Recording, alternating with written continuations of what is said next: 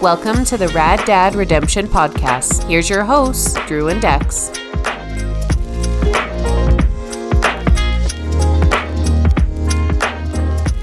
We're back at it. Just a couple of distinguished men coming at you live. Very distinguished, classy men. Michelangelo, the David. How you been, man? Good. Really good. I feel like that was very forced of you to ask me that because we literally hung out yesterday in the evening. Yeah. We also hung out 2 hours prior to this recording. We're like saying bye at the birthday, like I'll see you in an hour. Yeah. Put our kids to bed and then like reconvened for the recording of this. So you're like, how are you? I'm like, I'm as good as I've been the last few times you've seen me. It's great to see you. We also just like spent half an hour basically, as has become the norm, getting our red band material out of the way. We're gonna have to start an after hours or like an X-rated version of this podcast. That's a terrible idea, but I just think it's funny that we chat for 30 minutes and then we're like, oh, thank God I got all that awful stuff out. Now let's rein it in and record something for the people. Yeah. We should.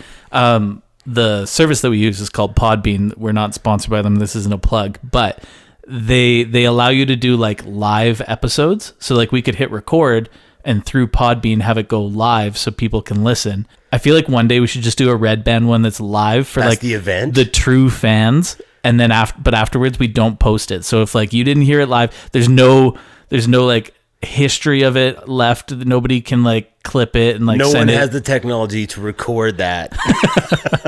Yeah, that'll never come back. No, that'll never be invented, honestly. We are cooking up a new event, but we're gonna keep that hush hush. Just hold on to your butts. And you know what? We got an action-packed episode tonight. We got so much. We should probably get into it because if we do too much banter beforehand, we're going to be 20 minutes in and we won't even have started the cool shit. We have too much to talk about. We got so much to talk about. Play that fucking mailbag jingle. Here we go.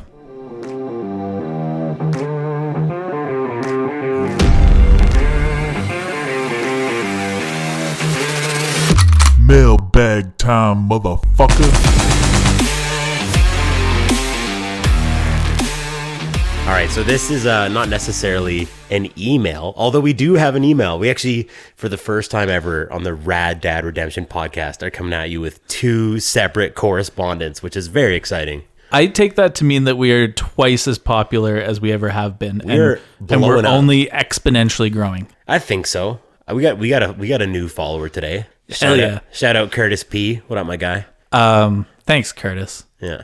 So after the last episode, the back to school episode, my mom, she was listening to it. She's traveling a little bit. Dedicated listener. Thanks, Ma.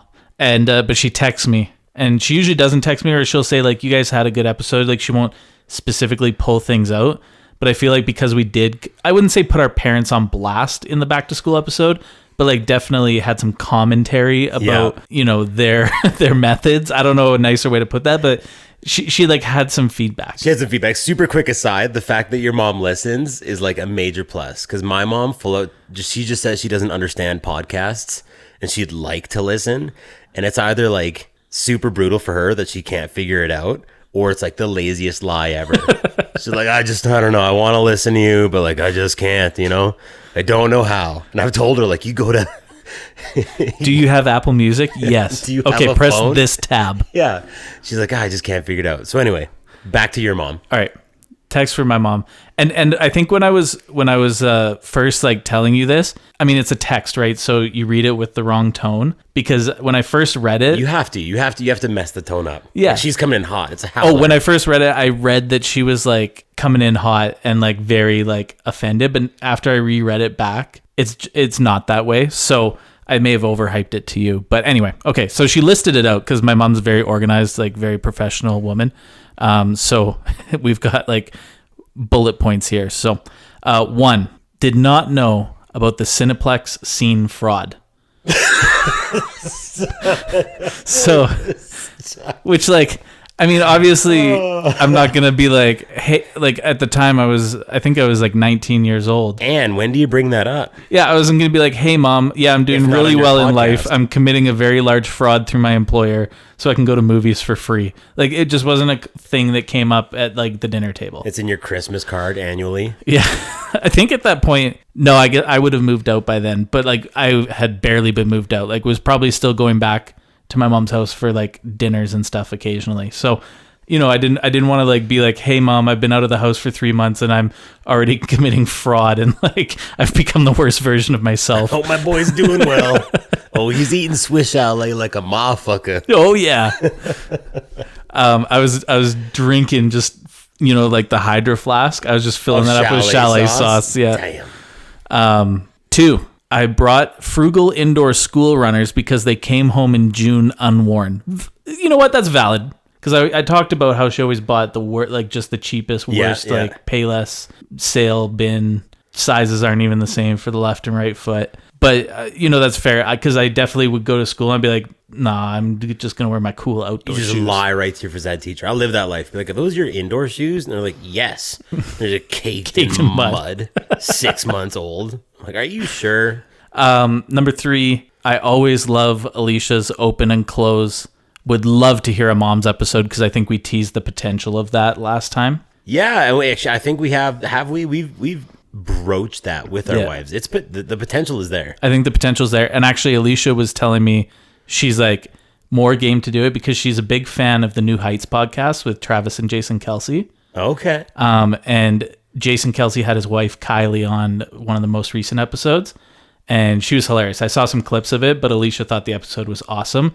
And so then she was like a little more gung-ho to do a wives episode. So for me, it goes one of two ways. They come on and crush, and like Rad Moms, we've talked about this. Like, becomes like the actual draw, and like we fucking, that's when we get divorced, and like we live in race car beds. You know, they're so funny. But I also like, there's a reality where they come on and they just don't have, you know, they don't have what we have. They don't have the banter back and forth. I feel like we would have to do it with them. We're going to like all be on. We can pick up. Yeah. Share a mic back and forth between our wives. But I don't know. Okay. Anyway. Let's do it. Yeah. Well, thank you, Anne, for all that feedback. There's still more. Oh, shit. That's just point 1, 2, and 3. All right. Continue. Wait, she jumps to point 5, but there's no point 4. So. Intentionally. Mind fuck. Yeah. Now we know why I failed math. It's genetic. You come by it honestly. Yeah. 5, you guys are doing great. I love listening. Keep going. Aw, awesome. Yeah. I wish that was technically point number 4, written as point number 5. I wish I knew what number 4 really was. Yeah, I want to know what you deleted. I want to know what you backspaced. Yeah, you know how like we'll delete portions of the podcast that are like too untoward? She did that with her text, but forgot to take out the 5. Especially because point 5 is like, but I do like you guys. You know, like I do love you. So like keep it up. So what was point 4? Like, and then, you know, she ripped us. It was the compliment sandwich where like you have like the good starting one, the criticism, and then you finish with a compliment. Oh yeah. Bring back point 4. Thank you, Anne. Thank you for the email. Yeah, thanks, Ma. Okay, and we have an email. Remember to email us at raddadredemptionpodcast@gmail.com. We'll read it out on the air. We appreciate you. Hey, Rad Dads. This one comes to us from do I still do the fake name thing? Do I just like give real names and addresses? I haven't really landed anywhere on that. Like, you know what? Do whatever you want. I always laugh at the fake name because it's very predictable. All right, this comes to us from a Colby McButt. Okay, that wasn't what I was expecting, but all right. Hey, Rad Dads, long time, first time, period. On your next pod, you should get Dex to share his classic Dexy pee pants story, in quotations, from a while ago. It's a good laugh. Love the pod, gents, and keep up the great work. Kobe from Edmonton. Shout out, Kobe. Thank you for emailing. Yeah, thanks, Kobe. Shout out Edmonton. Fuck yeah. Hell yeah. Yeah, thank you, Colby. I appreciate that you're listening. So I worked with Colby back in Medicine Hat at the radio station. He was the only other employee of the creative writing team. So we shared an office. We were quite close. And when you told me, hey, I got an email about Dexy Pee Pants, I was like, this is one of two people. It's either Colby or it's our boss. And so our boss, she took me golfing for like a charity tournament, and we went out to this charity tournament. It's just me and her sharing a cart, and it was raining that day, and I had this new pair of golf pants, and they were light gray, and they were obviously not made for wet weather, because every little droplet turned like dark gray. Okay. Like you could very clearly see it. And it started raining harder as the day went on. And every time I sat on the cart, I would stand up and I'm just like soaked. And the whole day it just looked like I pissed my pants. And everybody started calling me Dexy Pee Pants, which like we're all grown adults. We're all grown adults playing in a charity golf tournament. And here's just Dexy Pee Pants. And I think and obviously it's a golf tournament. Some people are very drunk. Obviously I was not, I was there representing the brand, but, I'm sure some people genuinely thought, they're like, oh, here comes Dexy Pee Pants. They're like, this guy fucking drank so much he pissed himself out on the course. Like, and so yeah, every drop of water, like it was the worst pair of pants you could possibly wear in anything but like perfectly sunny, dry weather. And and then that name stuck because everybody, my boss is telling the story at the office, and like, just Dexy Pee Pants became like a nickname for a little while, which is like not what you want for yourself in a professional environment, but it was funny. So the gist of the story is that you wore these like pants that made it look like you peed your pants. Yeah, like any drop of water that touched these pants was like so clearly visible. It went from like light gray to like very dark gray. But did you pee in your pants? I did not pee in my pants. I did not actually. I was waiting for like this like big and like, so I just decided, well, it already looks like I'm peeing my pants. I could have gotten away with it. Calling me Dexy Pee Pants. I'm gonna go full piss. It'll be hilarious. They're like, that guy stinks. That was essentially my last round. But it does, you know what? I read the email and I thought Dexy Pee Pants, and it got me thinking about poo poo and pee pee, as you do. Yeah. And last weekend I was primed to go on a boys golf trip in Invermere, and I was feeling like a little. Well, not a little. I was feeling like a shit dad. Like I was like, I'm gonna go and golf for a weekend. Megan's gonna be home with both girls, and I'm essentially like a non-contributor for the entire weekend, and that's no good. So I was feeling a little bad about going away, a little anxious. And then on the Thursday night, Zilla phoned Megan and was like, "Hey, we're not feeling well. We have tickets to the Dixie Chicks, or I guess now just the Chicks." Because Dixie has some like negative connotations. Yeah, Civil War shit. Yeah. So he had tickets to the Chicks and Maren Morris, and he asked Megan, he's like, "Do you guys want to go?" And Megan was like, "Oh no, like we're supposed to have this nice night together as a family." And in my mind, I was like, "Perfect. Like this is just what I need to make myself feel better about going away for the whole weekend. Is like you get a little mom time." So I was like, "No, go with your mom. Take your mom. You go enjoy the concert, and I'll watch the girls." And she's like, "Oh, really?" And I'm like, "Yeah, no problem. Like I got you." And I did. I wanted to revel in the opportunity. Point 1, 2, 3 wanted to revel in the opportunity to spend time with my children. And then point 5, as you do, was like, this is great. She'll go to a concert, and then I'll just fuck off and go golf for the weekend, and I'll feel less guilty about it.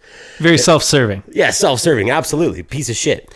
And so she goes to the concert, and I get my youngest daughter down, and then Maren wants to go in the hot tub. And I'm like, perfect. We'll have a little hot tub, do your rinse off, bedtime, rest of the night's mine. This is piece of cake.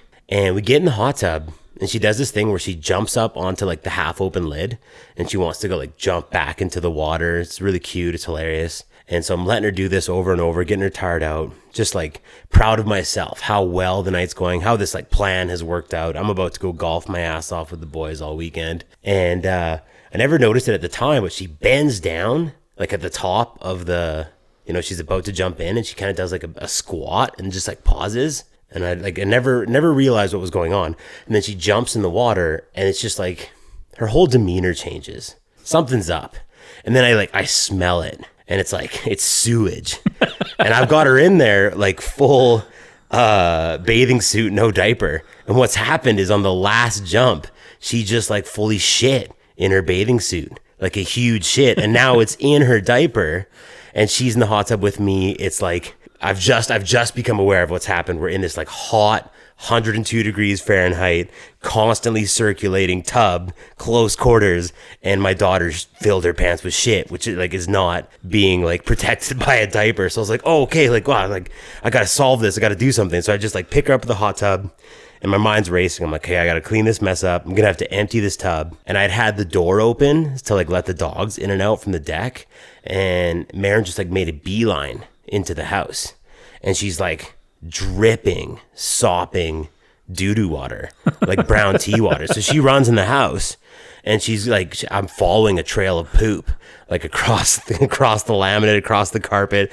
We usually shower after the hot tub, so at least she's run right to the bathroom. I get into the bathroom, and like, yeah, there's shit water everywhere. She's dropped shit water like on my clothes. The whole floor is like brown, shitty doo-doo water. And I'm like, oh, okay, I need to solve this. So I take her friggin' bathing suit off, and I'm like emptying the like mostly rinsed shit now at this point, like into the toilet. And I don't know what to do with her because like she's a mess. So I start like trying to like clean her with toilet paper, but she's soaking wet. It's like balling up. So I've used like 5 gobs of toilet paper, and she starts hitting the flush button. She clogs the toilet. I have like an overflowing toilet. The bathroom is covered in shit. All my clothes are covered in shit. And I'm like, oh, this is getting so real so fast. Like, I've made so many mistakes. There's so many missteps here. And I was like, oh, okay, I just got to get you in the shower, and like, I'll handle this. Because she usually does okay, like in the shower by herself. So I put her in the shower, turn the water on. And I'm like, okay, I need to deal with like this overflowing toilet and this shit water everywhere. And while she's in the shower, she takes like Megan's prescription face wash and like globs it on her fingers, and immediately like puts it into her eyeballs, like Home Alone style, and then just like starts screaming.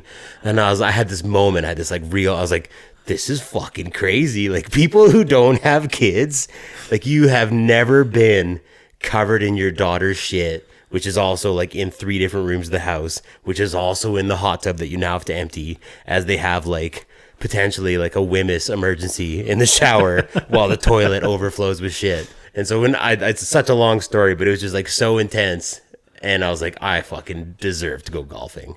That's like, such a comedy of errors, just like back to back to back to back. I don't know, like, and it was definitely human error. Like, I probably should have kept her outside. You know, like, moms have that edge. They would have been like, okay, don't panic. Close the door. Get the hose out. Like, we can do this outside. Yeah. But yeah, I definitely, like, fight or flight. Like, I flew. I don't know what to do, and poo-poo was everywhere. Yeah, so she enjoyed a night out, went to the concert, and then I went to Invermere. Yeah. Yeah. After turning your in-laws' house into a biohazard site. Totally. Oh yeah, they're gonna listen to this one. This is gonna be like, I don't think we tweeted it out. We talked about how like we fucked up, or I fucked up that smoker, and then like my father-in-law was at the campsite listening. He's probably like doing some work, fixing some shit, and he's listening to our episode and heard like the story about the smoker, and he was like, what the hell? And he walked over and he sent me a picture of the fucked up smoker, and his caption, I'm still laughing at it. It was just, well, if you follow us on Instagram, you saw it. He was like, just listen to the rad idiots, what the fuck? And it's just a picture of his smoker, just like totally fucking no paint left on it, already rusted out. It was rusted out. I saw them yesterday at Costco when we were shopping. Yeah. And so, of course, your mother-in-law, she comes up and she says hi. And, he kind of swings around with the cart. And as soon as I saw him, I was like, hey, sorry about your smoker. And then we're all just like dying laughing in the aisles of Costco. So if you're listening, Kevin, and there's like a small like je ne sais quoi smell in the living room, it's almost decidedly like chlorine, hot tub water, and like my daughter's human shit. Which I tried. Yeah, I honestly did a really good job, or so I think, trying to clean that up. But like, I mean, it's human shit. I don't know what else to tell you. Yeah. It's just the reality of being a parent. Kaylee, she's running 2 days in a row of shitting in the bathtub. Okay. Yeah. So not really bad ones. Like, it's like, oh, this is manageable. But it's definitely been like, this defeats the purpose of bath time. Like, you pooping in the water I'm supposed to be cleaning you with. It seems like an okay time though. Like, there's worse times. I think the variable would be like how long you spend in after. Yeah, get her out pretty quick. Yeah, I'm not. Oh, we gotta finish this bath, honey. You're gonna learn a lesson. We haven't done your hair yet. Sorry. Yeah. You're gonna brush your teeth with this water. Yeah. Oh my god. So anyway, I earned this fucking trip. I did like 3 hours of intense parenting that was like almost entirely my fault for being a huge idiot. And then I was like, oh, I'm gonna go golfing all weekend. And I golfed with our buddy Geese and B Ren and another buddy Mikey. And it was crazy. It was a cool weekend. We had a ton of fun, beautiful courses. Don't really remember. We played 36 on the Saturday. Have you ever done that? You ever done like 2 18s in a day? A few times, not often though. It's an absolute feat. It's a marathon, like especially if you've never done it before, or if you're not a regular golfer. It's like a lot of. I always found after I do it, my back is just killing me. Yeah. Oh yeah. By the end, your back and your shoulders. Like we've some mutual friends who are like competitive ultra marathoners. And they're like telling you about like, oh, I did 100-mile race. And you're like, yeah, but have you ever played 36? Golfed 36 in one day? Like you're talking about some bitch shit right now. I'm talking about 2 separate tee times. Jogging? Yeah. And I think not just the physicality of the endeavor, but also like the inebriation. Like I was an absolute mess. On the second 18. Yeah, call me when you've run an ultra marathon after like wasted housing a 12 pack. Thank you. Right? Like you're out there drinking like Camelback sober. It's nothing. Okay? Have a drink a hole and golf 36. Honestly, I'm not in the best shape of my life. Could probably run a marathon right now. Sober. Easy. No problem. No fucking problem. Golf 36 as drunk as I was, impossibility. I was having a laugh. I thought about you. I thought about you out there because all these dudes who were not ready to party with me, by the way, which is in one way it was like sad, but in another way it was like I still got it. You know, like they thought I was the ideal choice. They're like, this guy's a dad now. He's gonna come out. He's gonna be like a consummate professional. No, you were like, this is my weekend off. Oh, absolute animal. Yeah. And yeah, it was pretty intense, but it was funny. The one round I think we played on the Sunday. Josh, like he was golfing, but his like all of his attention was on NFL Red Zone. Like it was like fantasy football the entire game. It was the first weekend too. Yeah. So it was funny, just even being around them and hearing them speak. My phone like picked up on it. Like I go through my reels now. I go through my news and it's like, here's the like top 10 fantasy picks you need to have in your lineup. I was like, I've never even watched an NFL game.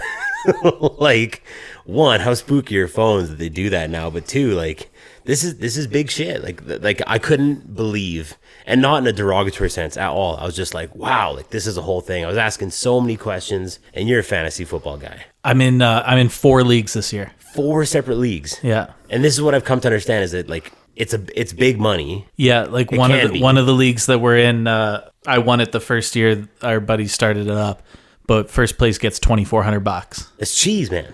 I run another league, first place gets $1,000. Yeah. So and you're like I was asking Mikey all about it. Because you play, there's a Thursday game, there's a Monday game. Sound like an absolute idiot, but this was all news to me. And then Sunday is all the other games. Yeah, so Sunday's the big slate, and then you've got your Thursday nighter and your Monday nighter. So essentially, though, like you're setting your lineups Tuesday, Wednesday, and maybe making a couple mods. And then that to me made more sense. I've done some NHL fantasy, and it's just the silliest, stupidest thing. Like 82 games. Yeah, I don't like NHL fantasy because, it requires a lot of effort. You got to be like, I got to check on it every day, make sure my goalie is starting today because they might get 3 starts a week, and I don't want to miss one of them, right? Whereas NFL is like perfectly set up for fantasy sports where it's like 16 weeks, right? You're 16, 17 weeks, whatever your league does. And you set it for the week. The guys are only playing 1 game a week, right? So it's like you're making your chess moves for the week and you're doing all your roster moves and you're getting set up for basically Sunday, ostensibly. And yeah, it's a lot of people put a lot of effort in because there's some big money on the line. And of course, you can also play like DraftKings, which is like big tournament entries where you can win tens of thousands of dollars on a weekend. Yeah. One of the things that happened on the course, and I had no idea like what a big deal it was. And I make myself sound like I don't watch sports. I watch a lot of sports. I've never been into the NFL. But Aaron Rodgers like immediately was like, Fourth play of the game. Fourth play of the game, tore his Achilles tendon and is like out. And he had to, was he a high profile player? Like, was there big signing. I mean, he's one of the reasons that the New York Jets were on Hard Knocks this year, which is a show that HBO does every year, where they follow a team through preseason and training camp. So obviously he was a big draw for that, and that's why they chose the Jets this year. And yeah, 4 plays, very underwhelming. Very underwhelming. I saw this meme and it was like Aaron Rodgers 23-24 highlights, and it was just him coming out of the tunnel. And then it was like, see you next year. I saw one where it was like the text said like, girl, I don't know, my parents will be home in 5 minutes. And then it was like me. And then the video below was like Aaron Rodgers running out of the tunnel, implying that like he can be in and out before the parents get home. Be done quick. Yeah. So like I also, based on a recommendation, with thinking about Aaron Rodgers and all this fucking fantasy football stuff, I watched Swamp Kings. Yep. The series, season 2 of Untold. Untold, like bringing back Mantei T'eo, like the original. That's how the podcast started. Yeah. Have you seen it? Did you watch it? I watched Swamp Kings. Yeah. Okay, so sticking with quarterbacks, what a bitch. Like, Tim Tebow fucking sucks, right? Like, is he not the biggest weasel in the league? He's such a wiener. He was hard to watch. The thing for me is like, and they kind of touch on this in the show, but I guess we can get to my grievances with Untold. But the biggest thing for me is like, he was very much like the face of that franchise and stuff like that. And he almost, at some points, especially in the last episodes of 4-parter, plays himself up to be the victim. Like, oh, I didn't want to be a part of this. But like, he's doing all these, as he's talking about this, he's like doing all these photo shoots and stuff. And and it's so funny because he's like very soft spoken. Like when he does the interviews, I'm almost like, I can barely hear what this guy's saying because he's just sitting there and he's just talking like this. And we had a great, but then it cuts to him like in the locker room and he's like, classic 1 + 1 = football. Like, we got 30 minutes the scenes for the rest of our lives. Oh yeah. He's coming in like full war paint, just like, he's losing his mind. I think the craziest thing to me, and I kind of forgot about it, obviously like Tim Tebow, very religious and all of that, but his family was like so incredibly religious that they were like, no, the public school system is like not good enough for our kid. We're doing homeschooling. And so he was playing on a high school team that was made up of like other homeschooled kids. Homeschooled kids, yeah. And I'm like, that's a massive disadvantage. And the fact that he was like the number 1 recruit in his high school graduation year is like wild, because he was basically playing with like the other nerds that get homeschooled by their weird parents. To get recruited in that situation. Not only to get recruited, like to get recruited on its own is a massive success. He's playing with kids that he doesn't see all week. You know, normal kids, they practice every day with their football team. They probably eat lunch together. They're building this camaraderie. And he's like, no, I'm taking care of chickens at my weird homeschool. And like, I'll see you for like Friday night lights. And I'm going to be not just recruited to one of the top schools in America. I'm going to be the recruit. Like every school's reaching out to me to get me to come there. Don't you think it's strange that like, okay, public schools is like, oh, this is not a good message, but then he gets good at football. They're like, well, you can go to University of Florida. Like other than Arizona State, probably one of the biggest party schools in America. Like football supersedes Jesus. And we did talk about this because like obviously we were stoked that there was a new Untold season, and the vibe was like, yeah, Mantei T'eo. That was like, that's what got us. I know we've talked about it, but that was the inciting incident to like create this podcast. So we were sitting around riffing on Mantei T'eo, and I'm like, we should probably record this at some point. This needs to be a podcast. This needs to be a whole podcast. We're gonna get super famous. I watched it and I didn't like it just like on its own merit, but I also, in talking with you after, like there's like they could have a whole other series of the Untold, because they didn't fucking talk about any of the crazy shit that happened there. Yeah. So basically, like my biggest complaint, and we can get into the finer details of it, but my biggest complaint about the whole Swamp Kings, is it very much felt like a PR piece for Tim Tebow and Urban Meyer. It was very much put them in a very positive light. Even the University of Florida put them in a pretty positive light. I mean, there was some negatives for sure, but they skipped over a lot of stuff that they could have talked about. Urban Meyer is a fucking dick. And they painted him as like a victim who was suffering from anxiety. I was like, no, he's an asshole. And like, he absolutely did this all to himself. Like, not trying to like downplay any mental issues that he experienced or whatever. But like, he even says in there, he's like, my team was falling apart. And like, in that moment, I realized this is all my fault. Like, he ran them so hard and he created this crazy program.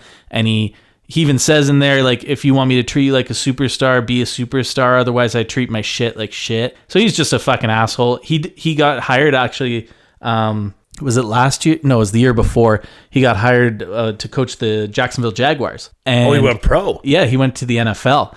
And they were just so horrible, and he didn't even make it through the first season. He got fired, I think, 13 games into his season as head coach for the Jaguars. There was like a scandal where, like, after they lost, he didn't even get back on the team plane to go back to Jacksonville, and he stayed. I think they were playing Cincinnati or Cleveland, but he stayed in Ohio. And he was at a bar and he was just like gripping this girl's ass at the bar. And he's like a married man. And so, but he's gripping this, you can look up the picture. He was gripping this girl like a fucking bowling ball. Like he was going for it, man. And yikes. Yeah. And so that was like this scandal. And everybody's like, you just lost like 2 hours prior. Your team's flying back to Florida. And you're in a college bar as a fucking 65-year-old man grabbing ass. Doing a little gropey grope. Oh, it was bad. Like, he's just an asshole. He's a fucking asshole. And so this whole show felt like, let's really like build them up as like positive figures. And like Tim Tebow, I mean, he's kind of weird, but there's nothing wrong with him. Okay. Yeah, no, fuck this guy. Weirdo. No, there's nothing wrong with him. Yeah. But like, yeah, Melvin. They really kind of painted him as almost like a victim of his own fame. And I'm like, this guy has, like, you can see it at the beginning in the first episode. He's on his giant property walking to his private chapel. He's in his private chapel, yeah. I'm like, yeah, he did all right for himself. Like, he's doing okay. I feel 0% sorry for him whatsoever. So here's what I want to do. And similar, method to my madness here is similar to how I had questions for Mikey about fantasy football, and obviously you're clearing a few things up. I'm not the football guy, but we did talk about it. My thing was like production. It seemed like washed over. I didn't enjoy it. I mean, 30 for 30 podcast actually did something similar with the Bikram episodes, where it was like, we don't really have a ton to talk about, so we're going to do, and that's not to be reductive or diminish that series, because it was a good one, but like, instead of doing a season of one-off interesting takes, it's like, we're just going to do this for 7 episodes. So, there's a certain expectation, because Untold has been good. We've watched a couple that were just like, man, this is fucking crazy. So I didn't like it, just like saw it, didn't enjoy it. But you've got a little bit of that background knowledge, football expertise. So I've got a list here from the Mirror, and I'm just going to kind of go through, and this is some of the stuff that they left out in Swamp Kings. And if you could just weigh in, I'll do a little bit of it. So the very first one, which is obviously intentional, because I don't know if there's like so much other media coverage, but here we go. First thing left out of the 4-part Swamp Kings docuseries, Aaron Hernandez, which is like, and so I mean, like, for those of you, him by name at one point, yeah, they barely make any mention of him. He was a huge part of those teams that won championships. And for those of you that don't follow football closely, I mean, he went pro. He had a very successful pro career, ended up going to jail for multiple murders. Here's what I have here. So outside of Tebow taking the blame for a 2007 bar fight, there is no mention of Hernandez and Swamp Kings. This is particularly surprising, given that the tight end was a crucial member of the team, receiving an All-American honors en route to the 2008 National Championship. However, his pro career ended when he was arrested and convicted of murder before he died in prison. Yeah, and so he did the old unalived himself. What do we call that? In prison. What's the cool way to do it? Self-assassin. Yeah, self-assassin. He self-assassinated in prison for we the people. But he was convicted on one murder. I believe he was on trial for another, and he is alleged while he was at the University of Florida to have committed another murder. And the only thing that they talk about is a very fleeting mention of him leaving a restaurant with Tim Tebow and getting into a fight with a guy who said something racist to him. And he sucker punched him. And I was like, that is like the most tame thing that Aaron Hernandez did in like the years that he was playing football. So how do you have a 4-part series called Untold? Well, and that's what so go back to my point. I'm like, this was a PR fluff piece for Tim Tebow, Urban Meyer, and the University of Florida, because they had to have known that he was unhinged. I mean, he was failing drug tests left and right. They were allegedly getting other people to do his piss tests, that kind of stuff, right? So yeah, they really glossed over like probably one of the biggest stories from that team beyond winning championships. Okay, number 2, Cam Newton. He's mentioned in it. He doesn't participate. He is so briefly mentioned, and I think they show him like once warming up, throwing passes with Tim Tebow. So Cam Newton, NFL superstar, NFL. He was an competitor. NFL superstar, arguably had one of the greatest college quarterback seasons of all time, or careers, I guess. He was excellent in college. I mean, people hate on him, and there's some stuff about him allegedly getting paid under the table to go to a certain college, and there's some controversy around that, but he was incredible in college. He was really, really good in his early NFL career. Well, you know what else he was doing in college? Stealing laptops right from other students, and was suspended from the Gators for doing that. Yeah, so he Another was huge one. Again, yeah, so one of the greatest college quarterbacks of all time was on those fucking teams backing up Tim Tebow, and barely gets a mention in the show because, yeah, he was stealing laptops from students and got suspended and ended up transferring to a different school so he could actually play. And like, that's a massive story in itself, because after some of these guys left, like they played their last season and left, I mean, he would have been in line to like take over and keep that program going. Like, there's a huge storyline right there that they didn't even touch at all. How does this happen? Is this again? I honestly think it's a PR piece, and I bet you the only way that they could do this and get a lot of the footage that they had and the access they had to players and facilities was to paint it a certain way. Was to do it a certain way. Because that was the hype about Untold. It was like, oh fuck, I had no idea. This is so crazy. Yeah. And then you're watching, you're like, well, when's this going to happen? When's this? Like, okay. This whole series was almost like the anti-Untold, where it's almost like, no, we already knew the story of like them winning championships. This is the retold. This is the fucking told. Yeah. There's so many here. I'm just going to pick a couple more that, there's so many here. Carlos Dunlap.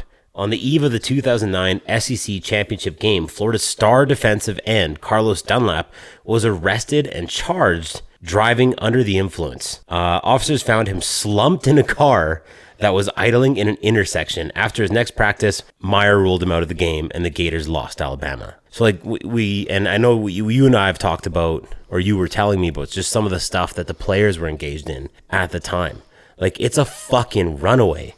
And why that strikes me is like, this, to me, that's must-see TV. Yeah. Again, not to beat a dead horse, I'm like, I want to fucking see that. There has to be media coverage. There has to be, oh yeah, like helicopter footage of this fucking superstar Gators player slumped over at an intersection, rolling over pylons, and in a 4-episode, hours each documentary, no mention, nothing. Yeah. Well, and I mean, they also kind of touch on it, but that would have been a great example to expand on that, is the power that university has over that city in Florida, right? Over Gainesville, is that they almost had like control over law enforcement, and a lot of these players were doing some wild shit, and it would just get swept under the rug. And that would be like a perfect example. I mean, it didn't get swept under the rug so much. He didn't play, right? He was suspended from the team for that game, but like, sure. But I guess they didn't even talk about it. We're looking at it through the lens of like, this is the Untold. Yeah. This is like the like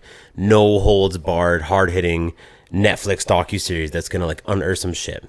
So we've established that it's fucking bullshit. It is nuts though. That's a good point. When we were down in St. Simon's Island visiting Megan's dad, who's working down there, there was a Gators versus the Georgia Bulldogs game that weekend. And so like St. Simon's Island, I don't know the population, but there's like a limited number of highways that actually you can travel through to get there. And because of the traffic from the game, because of like how many people they expected to come in, not just to head towards the stadium, but also just like fill bars and fucking tailgate or whatever it is. They have like full, I don't even know what you call it, like construction crews, obviously not, but like traffic safety. There's signs up everywhere, like expect 60,000 people, expect 60,000 additional cars on the highway this Sunday or whatever day they fucking play. Because that's how huge fucking football is. Like it's a religion down there, and I actually imagine it. I have a story about my personal college football experience. So Alicia's dad is a big Alabama fan, and for Alabama Slamma-Jammas, what Crimson Tide, Roll Tide. So he's a big Tide fan, and for his birthday one year, the family got him tickets to go down to Alabama to see Crimson Tide play. And nobody else could really go, or like was not super interested in going. So I wasn't even married to Alicia at this point. We were engaged, and I was like, I'll go with him. And so I got to like go on on his birthday trip to Alabama. He was like, perfect. He was like anyone else. And anyone Bueller, I'll go. So we flew down. We flew into Birmingham the Friday night before the game and rented a car, and we drove to Tuscaloosa, which is, you know, a little ways away from Birmingham, but not super far. Like I would say maybe not even the distance from like Calgary to Red Deer. And so the drive should have taken us maybe half an hour, 45 minutes. But the traffic is so crazy. Everybody coming from Birmingham after work on Friday to go to Tuscaloosa, which is where University of Alabama plays. And it's basically just a college town. There's nothing there if it wasn't for the college, right? So we started driving, and it was about a 3-hour drive. And it was just the highway going out of Birmingham was absolutely packed. There was like stop and go. Wasn't any accidents. It was just so fucking busy. And we get there, and we get to our hotel. We go out to eat. Next morning, we wake up. Our hotel has a tailgate party. So they've got the early morning college games playing. They're serving beer in the parking lot. The street, we were staying probably, had to be at least 10 blocks away from the stadium. The whole main street through Tuscaloosa is closed, packed with people. The stadium fits just over 100,000 people. So you can imagine how many people are there for this college game. And it was honestly one of the most wild experiences of my life. Like everywhere you go, there's just tailgating, and there's the band marching through town. And it was like just an unbelievable experience. It's you think you've gone to like a Flames or an Oilers playoff game and had a wild experience. You don't know fucking shit. Well, it's like I was just thinking that, like, oh, you sold out a 17,000 seat stadium. You know, we're talking like some of these fucking places. Actually, it was in another Untold. It was the Johnny Football one. They talked about that Texas A&M doing the renovation. Did you watch that one? Yeah. And like they wanted to put 100,000 seats in there. Yep. Bryant-Denny Stadium, which is where the University of Alabama plays, I believe is one of the largest, if not the largest stadium in North America. Second largest. I think the soccer stadium in Mexico City is bigger. But anyway, and it holds over 100,000 people. I want to say it's like 107,000 people. And it was like absolutely massive. And you can't drink in these fucking places. Drink in there. So you get shit-faced before you go in. And the college bars are out of control. It was so funny. We went into this college bar to get some drinks. You're going to sell 107,000 Bud Lights at $20 a pop? Nope. Can't do it. Unbelievable. So yeah, we went to this college bar, and like at the time I was 25, 26 maybe. 25 I would have been, because it was the year before we got married. And I felt old in this college bar. And so I got like my father-in-law with me. We're both just sticking out like sore thumbs, and they were just slinging drinks. Like, and it wasn't like you go up to the bar and you're like, hey, like I'll get a beer, please. They were like, no, we've got this fucking machine spitting out jungle juice, and it's $5 for a red Solo cup. Get it in ya. And you just like probably I'm gonna say like that night after the game, we were bar hopping all the way back to the hotel, and it was probably, I'm going to say, top 3 drunkest I've been in my life, and I couldn't even drink at the game. Even though you can't drink at the game. Okay, so I've heard this before, and when you hear that, and it sounds like a uniquely American experience. But my dude Ross, his wife's brother, who is that absolute fucking dude. Like, I've never met someone and hit it off so immediately. Like, he's essentially English me. Like, we just had the best time at the wedding, and this guy is such a fucking hit. And he was telling me he's a Crystal Palace fan, and we had a similar conversation, but it came up that you can't drink in the stadium, and I was like, well, fucking count me out. And he's like, no, no. Essentially, like, you get to the point where you're not human, and then you enter the game, and that carries you through to halftime. And then at halftime, you exit the stadium, and you continue your hooliganism to the point where, like, yeah, you're ramped back up in whatever amount of time that is, 15 minutes, 20 minutes. I don't even know what a fucking professional football proper, what the halftime would be. But he described something very, very similar, where, like, you don't need to be able to drink in the stadium. Like, it's enough. And in fact, the fact that you can't is, like, the saving grace. Oh, yeah, I was just going to say. That's what keeps you alive at the end of the night. I was going to say, the fact that I couldn't drink for the 2 hours while the game was going on is the only reason I did not suffer, like, debilitating alcohol like life-threatening alcohol poisoning that day. LD50. I was fully, like, I was throwing up in our hotel room. I slept standing with my head resting on the sink, and the sink was running all night because I was scooping water into my mouth whenever I, like, took a break from, like, dying of alcohol poisoning. This is with Larry? Yeah. Oh, Hell yeah. He saw me the next morning, so eventually I woke up at, like, I want to say 5 a.m., and I made my way from the running sink to, like, lay down. But I didn't take any of my clothes out, my glasses, nothing. I just laid on this bed and went to sleep. And he woke up and he looked over and he was like, "Oh, like, I'm hurting pretty bad." And he sees me, he knows that I've been throwing up all night. And he just sees me, like, laid on this bed on the top of the sheet, still fully dressed. And he's like, "Oh no, he's dead." He's like, "I fucking killed my daughter's fiance." You got sleep apnea, so there's, like, extended fucking moments between breaths.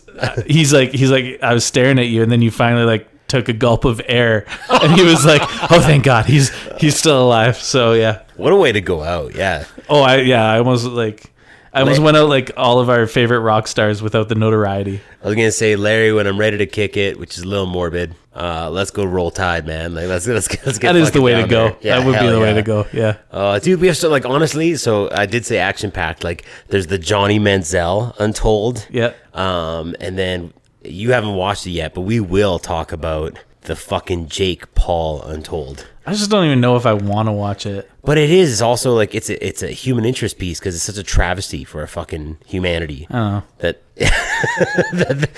I see you drinking. I'm Logan drinking Paul's his drink. Prime right now. Me. Like, no, that's Logan Paul. That's the older, which I learned through this series. There's 2 different Pauls. They're 2 blonde-looking motherfuckers. They look the same. Remember one of them, like, years ago got in trouble because he went to, like, the suicide forest in Japan. Yeah. And he, like, wore a that Pikachu was Logan hat. Paul. That was Logan Paul. And then, like, in the video, he's like, "Is that a dead guy?" You know, like, he's like, just, something, so and he found insane. a dead body. Yeah. It was, like, so not okay. Oh yeah. No, still like intensely famous. It details a lot of that. But then it also talks about, like, Jake Paul, who's the younger, how, like, he did some shit too. Like, he did something worse than, like, filming a dead person in Japan. I can't remember exactly what it is. You'll have to watch it. But he's fallen off. He's, like, basically, like, done. He was on a Disney Channel show, and they booted him off. Like, he could no longer be on Disney Channel. And his life was, like, starting to suck. And he basically, like, gets the idea, like, I'm going to start, like, calling out other celebrities, and I'm going to fight them. And he essentially fights, like, no one of substance, but, like, has this background. And I'm almost hesitant to say it because we kind of on the tail end of it, but we're older, but, like, that millennial, like, TikTok, Vine, fucking energy, like, just the ability to promote and have people view what you're doing. Like, this guy's coming in to fight. It's basically fucking bum fights. Like he's fighting trash suburban bum fights. Yeah. He's fighting trash can Billy, but the difference is he's got 50 million followers.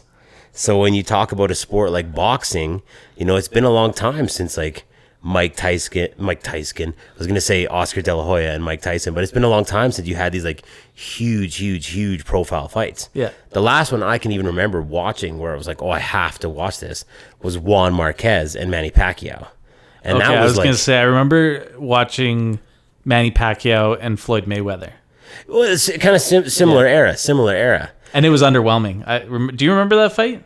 Floyd Mayweather was such a boring fucking boxer, continues to be a boring boxer, and I'm not gonna Jake Paul this shit and be like, Floyd, I'm coming for you, you motherfucker. Let's fight. I'm a social media influencer. Let's fucking do this. I got 120 pounds on Floyd Mayweather. He'd still kill me. But like, yes, because he's like a stay-at-home defender. Like throws these like pillows, lands these pocket shots, and like scores well. It's the most boring shit in the world. That's why UFC blew up, because these guys are out there killing each other. Yeah. You know, you get Nate Diaz using the 6-letter F word in press conferences and then going out and like choking someone to death. Like, yeah, that's a little more interesting than like this super hyper technical fucking lightweight fight that goes the distance, no knockouts. Yeah. The height of boxing was kind of like late 80s, early 90s, when you had Mike Tyson, obviously was at the height of it, but you had like George Foreman. Even before that, you had Muhammad Ali. Like, you had these really great fighters who were very entertaining. Electric. Yeah. And now you've got, well, again, like probably a lot of people of that caliber who would have maybe gone into boxing have now gone to MMA, right? And MMA is, I'm not really a big fan of MMA, but it's... Well, they're following the money. They're going to get paid. And it's way more exciting than boxing. Infinitely. And if you're a boxing purist, you know, whatever, go hang out with Tim Tebow. You suck. Like, fuck both of you guys. I'm just saying, it's interesting, though, like, when you want to, like, kind of take a step back from it. So it's like this essentially downtrending sport, which is no longer exciting, doesn't get the airtime it used to. And this social media influencer is like, I'm going to go out here and do it badly. And I'm going to essentially fight bums. And because of this, like, entirely different outlet that I've become connected to people and like have achieved followers, it will be big business. Like, you should watch it. It's interesting, but I definitely, more so than the Swamp Kings or Johnny Football, where I was just kind of like underwhelmed, being like, this, they're not telling the whole story. This sucks. I watched the Jake Paul one, and I was like, I hope a meteor hits the planet and like puts us all out of our misery, because like we're headed in a super bad direction. There's nothing here. There's nothing here. This fucking sucks. I hate this so much. As the Roman Empire. Oh yeah, we are the modern Roman Empire. This shit needs to end. This shit needs to end. It's over. I'm sorry. I hope like my family does all right. Like, obviously not like in a weird way, but like, yeah. With that randomly came up tonight, or has been coming up, is like the Roman Empire, like how technologically advanced, and it's like, well, yeah, and then they weren't. And the Germanic barbarians invaded, and then we basically went through the Middle Ages and lost all this technology. Anyway, okay, you know what? I swear it was lead in the aqueducts. That's a real thing. I think that was part of it, but it really had to do with their empire was extended a little too far. And they've been fighting too many battles, and they just couldn't continue fighting off all these invasions they were experiencing. Well, I don't know if we're going to go with an explosive part 2 episode where we continue the media review. I do like, if I'm just going to put it out there, I like when we do the media reviews and talk about stuff, because it gives us like a certain level of connectedness with our audience. I feel like you guys can listen to us, watch that shit, write us an email. We can be a part of this together. Yeah. I don't want to become like that like shitty, like, you know, we made a joke about it. It was the funniest fucking jingle I've ever heard in my life. Dexy's movie reviews. Oh my God. I'll just, like, if I'm having a shit day, I'll scrub to that and just listen to it. 9 farts out of 10. It's so good. But I do love like talking about stuff that we're all viewing. So maybe explosive part 2, continuing the riffs on Untold, or maybe we just go straight like Roman history. Like, are we due This for? is a Roman history podcast now. Are we due for a Roman history podcast? An episode? Maybe. Is it going to be like our fucking election special? Yeah, we are so out of our element. We are no not hit. fucking clue what we're talking about. So all right, there's 300 of these dudes, right? I've seen the movie. I've seen the movie. That was Sparta. Oh yeah, fuck. See, I don't even know. We shouldn't do it. Anyway, all I know about the Roman Empire is Russell Crowe was there. Sometimes the frost makes it stick. So dope. It's a good movie. Honestly, we were in Rome and we like went and bought it and brought it back to the hostel, and all the Italian guys were like, "You are so cliche." every North American traveler who comes here buys a ripped off DVD copy of Gladiator and wants to watch it. And then I transported this fucking DVD all through Europe in my backpack, and it's not like. It's not the North American standard, so you can't even watch it. I can't even watch it. I Yeah. just have this like fucking Italian version of the Gladiator. Ridley Scott, motherfuckers. Going back to like the end of civilization, the meteor hitting your house. Mm-hmm. Have you ever thought? I know we talked about like thinking about space. Have you ever thought about if there's to be some massive natural disaster, or maybe man-made? It could be like nuclear war or whatever. Have you ever thought about how you would survive through that? Because I think about that sometimes, and I've come to the conclusion that, say, Putin's like, this Ukraine shit ain't going too hot. I'm pushing the button. I'm done. Like, and everybody's done with me. I personally have thought about it. I have very little skills to offer like a post-apocalyptic world other than like being food. I want that missile to hit my fucking house. Like, just end it, right? Like, I don't even want to try and survive in that world. Or if it's the meteor, I hope it hits my house. Quick end. I don't have to be like living through this horrible existence. Zombie apocalypse. I hope I'm patient zero. I think I'm more like John Krasinski, like, like in a quiet place. Like, I'm gonna survive. You think so? Maybe. I don't know. Yeah, I guess you're like Mr. Fisherman. Like you could at least you have some survival skills. I have some bush skills. I just honestly, this like, I don't want to take a dark turn. It's like I don't want my kids to die. Like I'm gonna try. Like I'm gonna make an effort. But I think more realistically, like if shit goes south, we did talk about this. Like what are Kim Jong-un and fucking Putin talking about over there? I had my suspicions. I figured Kim Jong-un gets off the plane and like, oh, like very nice, like oh, like, look at all these jets and all these bombs, like I hear you have running water, like I hear you have hot water. Like he's over there just like balling out on vacation. It's like, what are these grapes? Like, oh my god, I'm never going back to North Korea. It's so fucking shitty there. Yeah, he's just engaged in like an intense amount of gluttony and prostitution at the moment. Like oh yeah, nothing of consequence is gonna come. But yeah, I could see that. Okay, meteor. Oh, it's such a deep question. Like, how much of the Earth is destroyed? What are our circumstances? Are we living in a zombie apocalypse?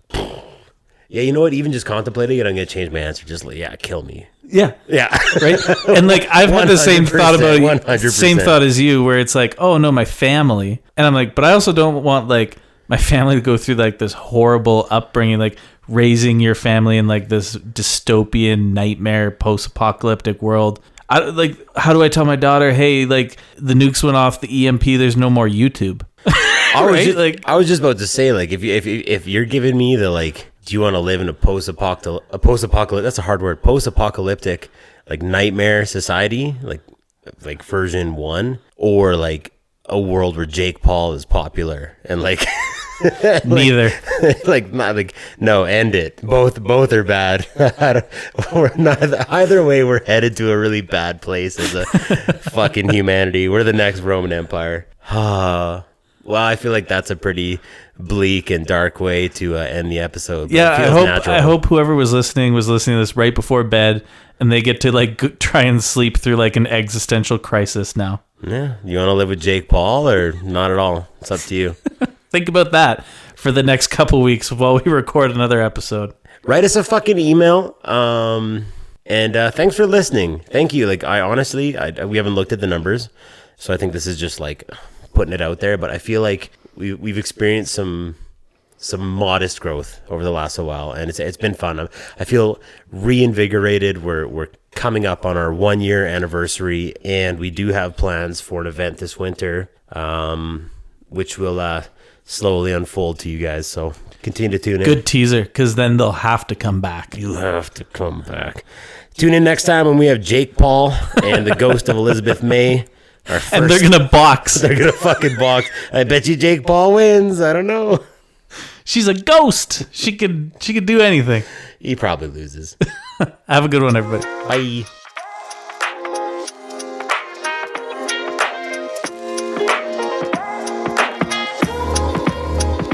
Don't miss the next show as the Rad Dads announce the launch of their catering business that exclusively serves fondue at sex parties.